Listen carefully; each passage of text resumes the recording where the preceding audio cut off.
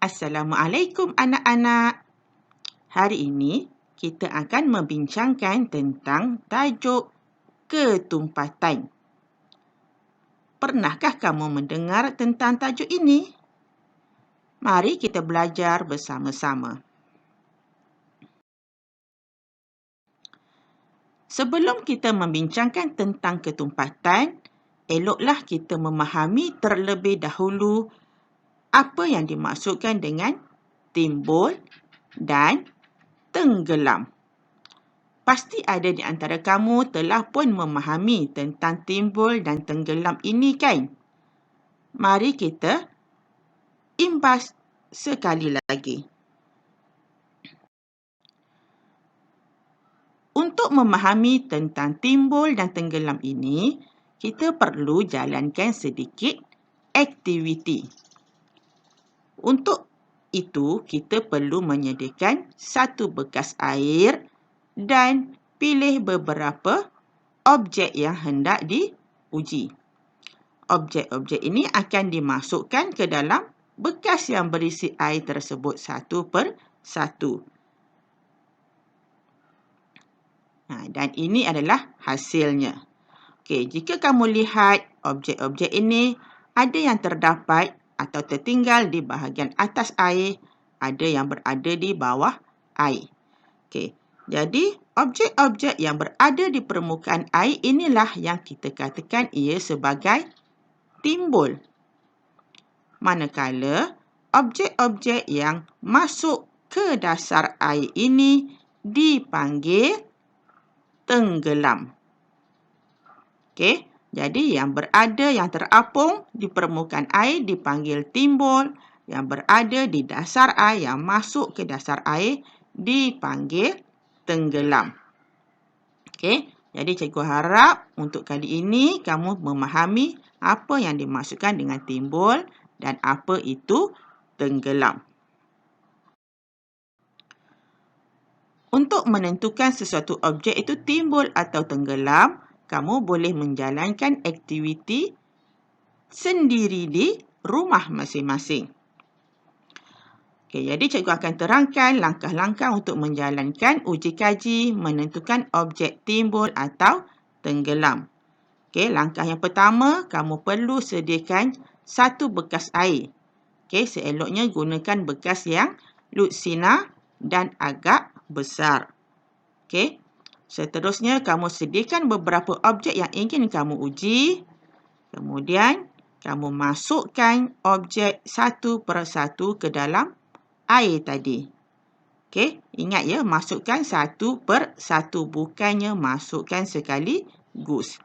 Okey, selepas kamu masukkan satu objek ke dalam air, kamu perhatikan kedudukan objek. Sama ada berada di atas air atau berada di bawah air. Kemudian, kamu rekodkan pemerhatian kamu. Okey, untuk rekodkan pemerhatian, kamu boleh gunakan jadual seperti ini. Okey, di ruangan objek, kamu senaraikan objek-objek yang kamu sediakan. Okey, setelah masukkan ke dalam air, kamu perhatikan sekiranya objek yang kamu masukkan itu masuk ke dasar air, kamu tandakan pada ruangan tenggelam. Sebaliknya, jika kamu letakkan objek itu ke dalam air tetapi ia terapung di permukaan air, kamu tandakan di ruangan timbul. Okey, selamat mencuba. Okey, persoalannya, apa kaitan kita belajar timbul dan tenggelam ini dengan tajuk kita hari ini iaitu ketumpatan?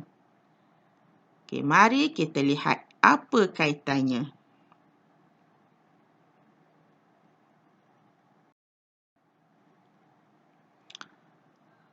Apa itu ketumpatan?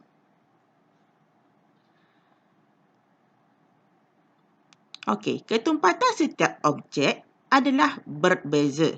Okey, ketumpatan objek A tidak sama dengan objek B. Itu yang dimaksudkan dengan setiap objek mempunyai ketumpatan yang berbeza.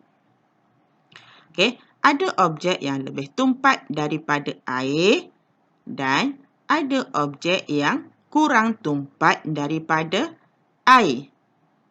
Macam mana pula ya? Lebih tumpat daripada air, kurang tumpat daripada air. Okey, cikgu akan terangkan sebentar lagi. Okey, sebelum ni cikgu cakap ketumpatan setiap objek adalah berbeza. Okey, tadi persoalan lebih tumpat dengan kurang tumpat daripada air. Jadi, objek yang lebih tumpat daripada air akan tenggelam. Okey, jadi ni dah ada kaitan dengan timbul dan tenggelam tadi. Jadi, objek-objek yang tenggelam itu kita katakan lebih tumpat daripada air. Manakala, objek yang kurang tumpat daripada air akan timbul. Okey, jadi kamu faham ya kaitan tenggelam dan timbul. Kalau ia tenggelam, kita katakan objek itu lebih tumpat daripada air. Jika ia terapung atau timbul di permukaan air, kita katakan ia kurang tumpat daripada air. Jadi ketumpatan ni kita buat perbandingan dengan air. Sebab itu kita gunakan air tadi untuk menguji dia timbul atau tenggelam. Okey, timbul dan tenggelam adalah kaitan dengan lebih tumpat atau kurang tumpat.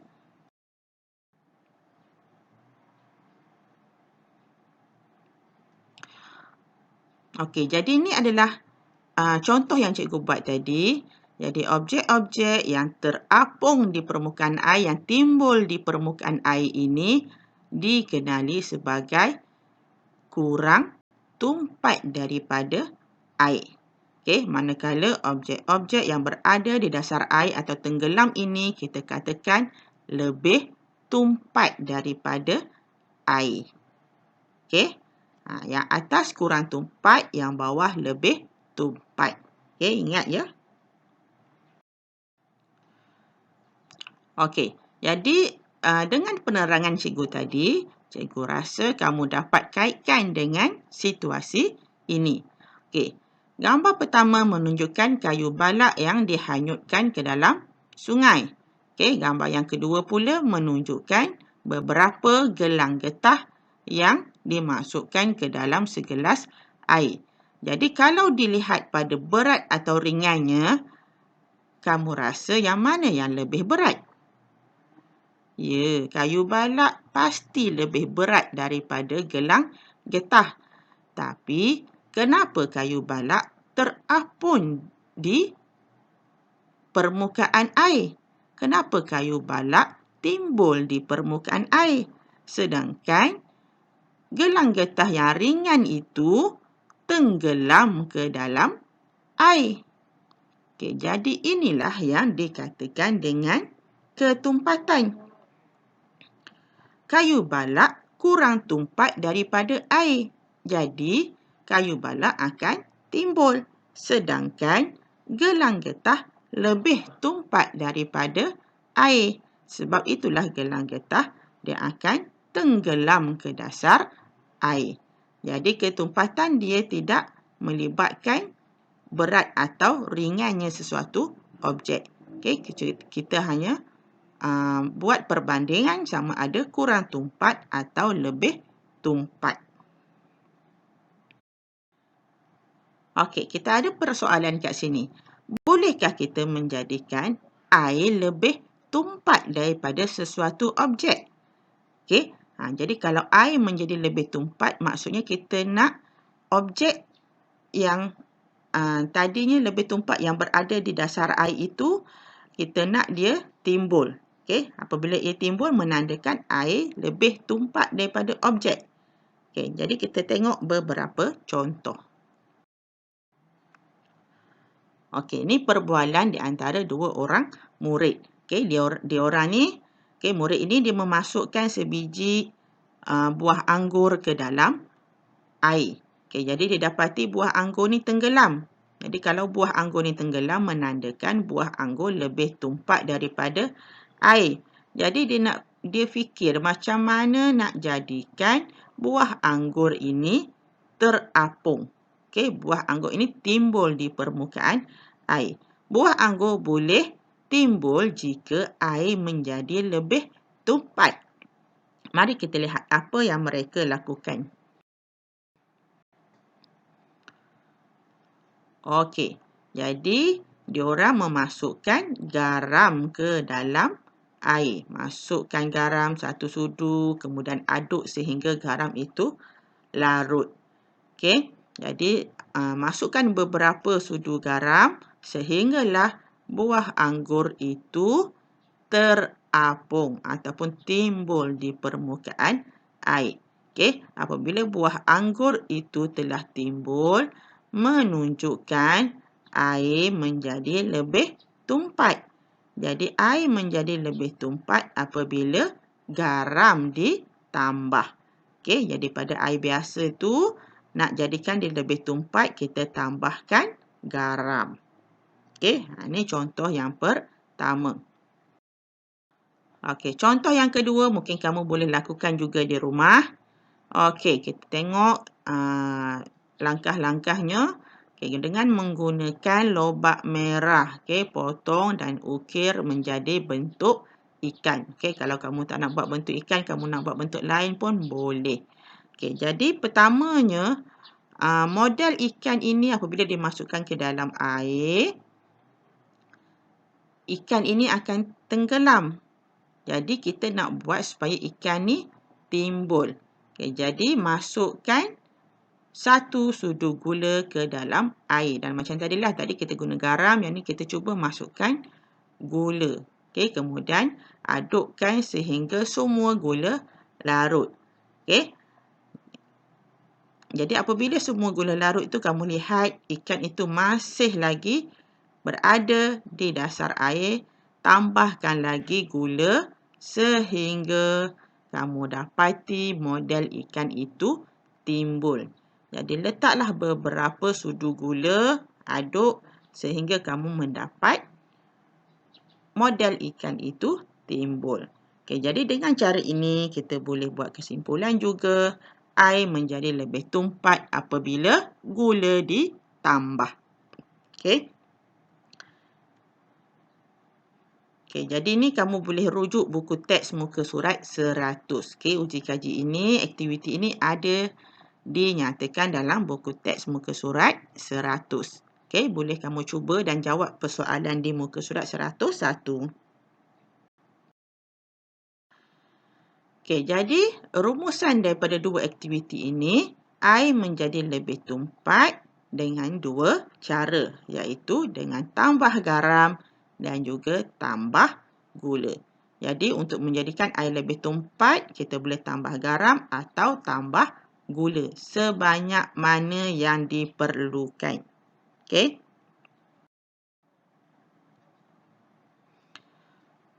Okey, seterusnya ini menunjukkan beberapa jenis cecair yang dimasukkan ke dalam satu botol kosong.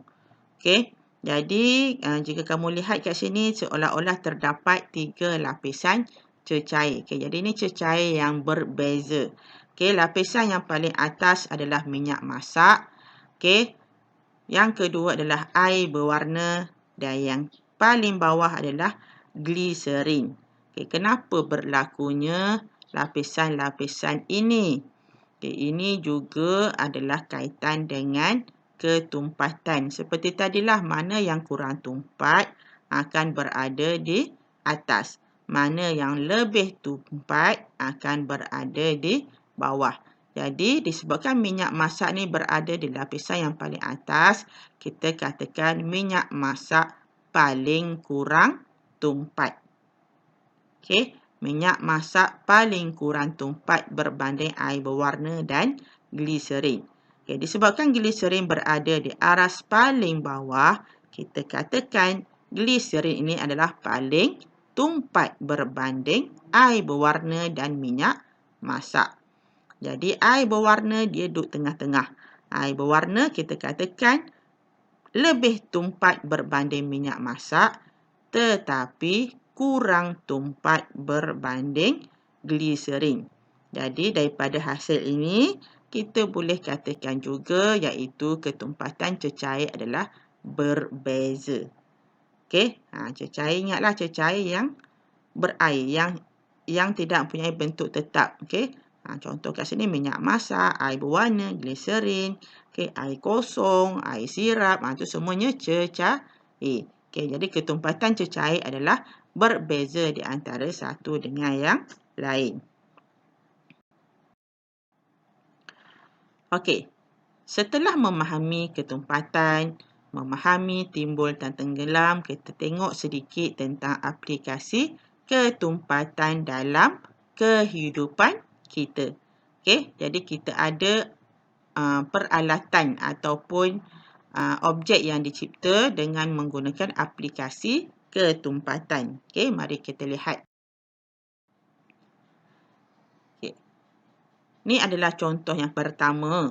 Okey, menunjukkan sebuah kapal dan juga sebuah sauh. Okey, jadi yang dalam bulatan tu sauh. Sauh ni adalah dia seperti tongkat ya, tongkat kenderaan. Okey, jadi sauh ni adalah tongkat pada kapal. Di mana apabila kapal ini berlabuh, okey, kita akan labuhkan sauh. Okey, jadi sauh ni dilepaskan ke dalam laut. Jadi sauh ni dia akan menahan kapal daripada hanyut. Okey, jadi kita dapati kat sini sauh tenggelam. Jadi sauh ni dia lebih tumpat daripada air, manakala kapal kurang tumpat daripada air. Okey, sebab itulah kapal dia terapung di permukaan air. Okey, tapi kat sini kita tak nyatakan tentang bahan ya. Sebab kalau tengok pada dua-dua itu, sauh dan juga kapal diperbuat daripada logam. Tapi kenapa satu lebih tumpat, satu lagi kurang tumpat? Okay, jadi sebenarnya ni dia ada sedikit prinsip fizik. Jadi kamu akan belajar prinsip ini pada sekolah menengah nanti. Okay, untuk kamu tahun 3 memadai kamu memahami yang duduk di dasar laut adalah lebih tumpat. Yang berada di permukaan laut adalah kurang tumpat. Macam mana ia boleh terjadi? Kamu belajar nanti di sekolah menengah. Okay, contoh aplikasi seterusnya. Okay, yang ni jaket keselamatan berenang. Okay, siapa yang pernah pergi bercuti di pulau mungkin pernah pakailah jaket keselamatan ni. Jadi sesiapa yang memakai jaket keselamatan ni tidak akan tenggelam. Okey, sebab jaket keselamatan ni dicipta dengan ketumpatan yang kurang daripada air. Okey, jadi jaket ini akan timbul di permukaan air kerana ia kurang tumpat daripada air. Okay, yang kedua, contoh seterusnya adalah sangkar ternakan ikan. Okay, pernah kamu lihat sangkar seperti ini? Okay, ini adalah sangkar ternakan ikan. Okay, jadi sangkar ini jika dibuat hanya sangkar sahaja, ia akan tenggelam. Okay, sangkar dia lebih tumpat daripada air. Tapi dengan meletakkan pelampung di bawah sangkar, ia dapat menjadikan sangkar ini timbul. Okey, pelampung ini dia kurang tumpat daripada air. Jadi dia boleh membantu supaya sangkar ini timbul di permukaan air. Okey, jadi ini adalah beberapa aplikasi ketumpatan lah ya. Okey, jadi nak jadikan objek itu timbul, kena cari bahan yang dapat menjadikan ia kurang tumpat daripada air. Okay, kalau nak bagi dia tenggelam, ciptalah dia dengan ketumpatan yang lebih daripada air. Jadi itu aja cikgu rasa. Okay, sekian untuk tajuk ketumpatan. Jadi cikgu harap kamu boleh fahamlah sedikit sebanyak tentang ketumpatan ini.